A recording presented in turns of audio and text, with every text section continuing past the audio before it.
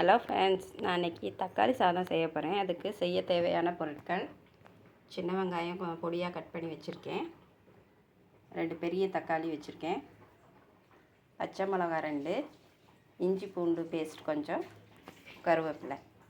எப்படி செய்கிறேன்னு பார்க்கலாம் வாங்க. கடாய் வச்சு கொஞ்சம் ஆயில் கொஞ்சம் கூட ஊற்றிக்கணும், அப்போ தான் கொஞ்சம் நல்லாயிருக்கும்.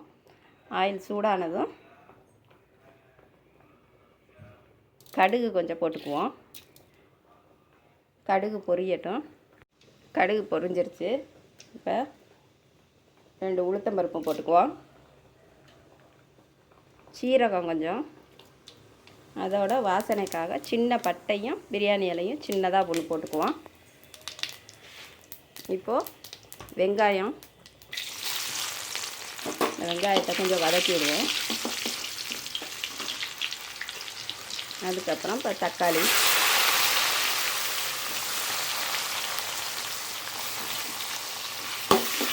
கொஞ்சம் வதங்கட்டும். இப்போ தக்காளி கொஞ்சம் நல்லா வதங்கியிருக்கு. கொஞ்சம் வதங்கினதுக்கப்புறம் இப்போ இஞ்சி பூண்டு பேஸ்ட்டு கொஞ்சம் போட்டுக்குவோம். இந்த இஞ்சி பூண்டு பேஸ்ட்டு ஒரு வாசனைக்காக போடுறது. அது போட்டால் கொஞ்சம் டேஸ்ட்டும் கொடுக்கும். இப்போ பச்சை மிளகாய், கருவேப்பிலை கொஞ்சம், இதை எல்லாத்தையும் நல்லா சேர்த்து வதக்கிக்கிடுவோம்.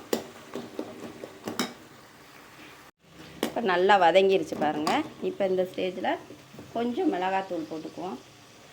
ஒரு 1/4 ஸ்பூன் மிளகாத்தூள், ரொம்ப மிளகாத்தூள் தேவையில்லை. அதோட மஞ்சத்தூள், ஒரு 1/2 ஸ்பூன் மஞ்சத்தூள், லைட்டாக உப்பு சேர்த்துக்குவோம்.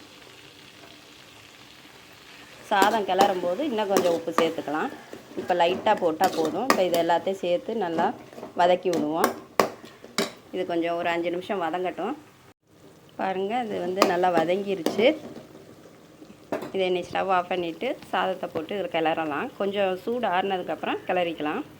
இப்போ பாருங்கள், இது கொஞ்சம் சூடு ஆறிடுச்சு. இப்போ இதில் சாதத்தை போட்டு நம்ம கிளறிக்கலாம்.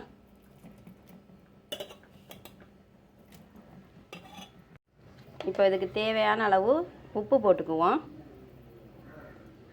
போட்டு இப்போ இதை கிளறி விடுவோம். பாருங்கள், நல்லா சூப்பரான சுவையான தக்காளி சாதம் ரெடி ஆகிடுச்சு. இதே மாதிரி நீங்களும் செஞ்சு சாப்பிட்டு பாருங்கள். இந்த டேஸ்ட் பிடிச்சிருந்தா சப்ஸ்கிரைப் பண்ணுங்கள், லைக் பண்ணுங்கள்.